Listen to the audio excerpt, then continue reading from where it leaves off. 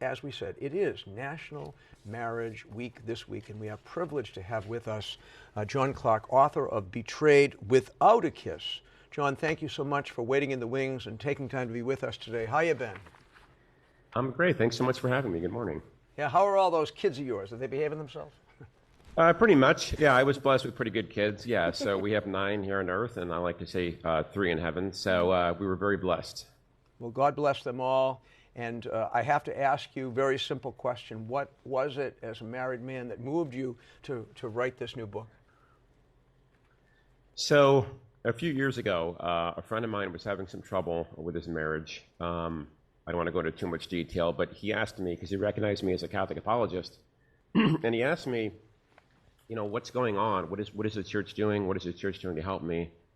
And he would occasionally mention things to me, such as like, he'd mentioned that in his diocese, there was a mandate to actually obtain a civil divorce prior to an annulment hearing. And he would tell me these things, and I would think, well, that can't be right. So I started looking into these details and more, and just started researching. I went to Christendom College, took sacraments, you know, took it very seriously. In Christendom, I think I had like 7 classes in theology, so I was pretty familiar with the topic. But I really wanted to delve into marriage to see what is going on, because we look at some of the numbers and they're pretty alarming in terms of, you know, the amount of annulments and the lack of marriages, the lack of weddings. So this book is actually the result of the research I was doing to help my friend. You use throughout your, in your subtitle of your book, but also throughout your book, you use really interesting language that I haven't heard before. You refer to defending a marriage and also protecting a marriage. Can you unpack that a little bit for me? Well, I think we need to look at it from the perspective of there are things that we should be doing as a laity, and there are things the clergy could do to help us and nourish our marriages.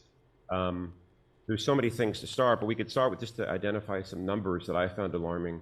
In the late 1960s, there were fewer than 350 annulments total in America, all dioceses combined. Just one generation later, there were over 72,000 annulments. Wow. 350 to over 70,000. In that same time frame, if you go back to the late 1960s, there were over 425,000 weddings a year in America. Those Catholic weddings. In 2020, there were fewer than 100,000 weddings. So the numbers are pretty alarming. A lot of times we talk about the crisis of vocations to the priesthood, but that in the last 20 years, the number of vocations to the priesthood is actually slightly positive. It's positive. We'd like to see more, obviously, but weddings have gone down. And just in that 20 years, we're down 50% in Catholic weddings in simply one generation. So we need to talk about the good of marriage. I mean, Lisa and I are Byzantine Catholics, so we like to think that we're icons to the world. That's why in the Eastern liturgy, the clergy is incensed, because we're icons to the world. That's what we're trying to be, and that's what we're trying to live up to. And because of those statistics, which are shocking, let's go to the very beginning. So marriage preparation courses, pre-Cana, whatever you want to call it. How important is that? Because I know when couples come in, sometimes they roll their eyes when you bring that up. But how important is that marriage preparation, and how can we make pre-Cana, or whatever you want to call it, better? It's a great question. I have an entire chapter on that in my book. And so I look at it this way. Pre-Cana should start very early on. And when I mean early, I'm talking about as children. And what I mean by that is that from the pulpit, I think it's important that we laity hear about the beauty of marriage, the fact that God loves marriage. I always like to say that my first pre-Cana teachers were my mom and dad, because I saw them in a happy marriage. And I think that's one of the things we need to focus on, is even prior to pre-Cana, or as part of pre-Cana perhaps, I think that priests should speak about what to look for in a spouse. And more to the point, what virtues should I try to develop in myself to become a good husband? I think these are the key things, even before the dating. So that way, when teenagers start dating, they're hopefully looking for people who will make good husbands and wives. Wow. And can you tell just a little bit more about how your own marriage and I guess role as a father comes into play with this? Like, how do you live out your book? Well, so that's the thing we're all called to live up to. I mean, none of us is worthy of the sacrament of matrimony, and I think that's a key thing to look at. In an age that is rejecting marriage, we need to have a continued realization that we're not worthy of matrimony. And so I think that's kind of the start of it, but I think that realistically, we laity need to live sacramental lives.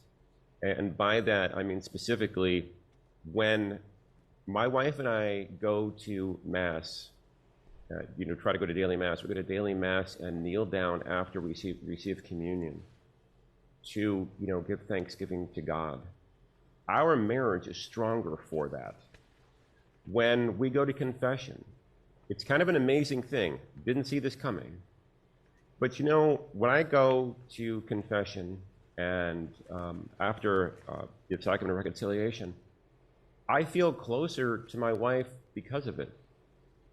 And I know that Lisa feels that same way. So we need to live sacramental lives, and I think that is so key to this whole thing, because regardless of what the rest of the world is doing, we can take marriage seriously enough to love it and to live sacramental lives, which the sacramental graces nourish the sacrament of matrimony. Well, John, you and your wife give great example. I hear your message about preaching about the importance of marriage to young people, and thank you for that. And thank you for your book, Betrayed Without a Kiss, Defending Marriage After Years of Failed Leadership in the Church. John, we hope that people can pick up this book. Where can they get it? Tanbooks.com is a great place to get it. Of course, Amazon.com is good for Kindle readers. I think it's like $10, which is pretty good. So you get the Kindle version there. It's on Audible as well. And it should be available in some many Catholic bookstores as well. Well, thank you. We will look for it.